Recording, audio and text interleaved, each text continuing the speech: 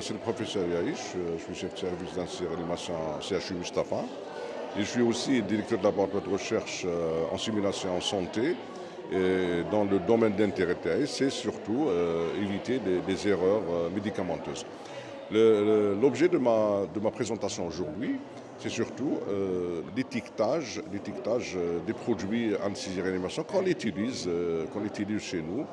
Et j'ai essayé de revoir ce qui se passe dans le monde entier et malgré dans des pays très développés, les erreurs d'administration restent très élevées dans le monde.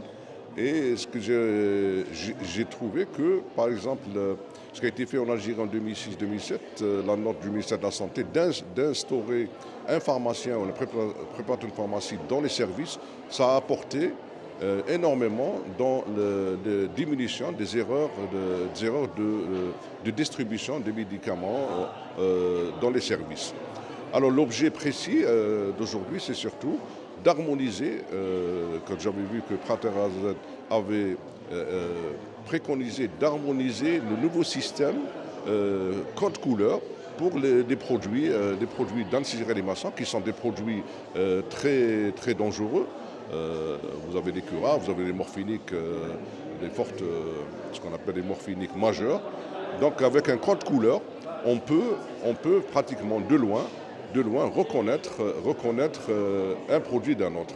Par exemple, on a vu que les curares sont en rouge, les morphiniques majeurs sont en bleu.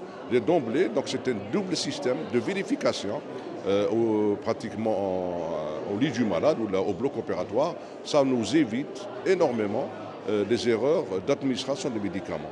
Et j'ai vu que, par exemple, dans ces cas précis, la réglementation algérienne, elle s'y prête. Donc on va travailler encore plus pour instaurer ce système de couleurs. Et j'ai vu, on voit que le laboratoire Prater s'est mis dans la modernisation et dans l'anticipation dans ce domaine-là. Vous avez vu que, par exemple, aux États-Unis, en Australie, ce n'est qu'en 2023 qu'ils ont instauré ce système.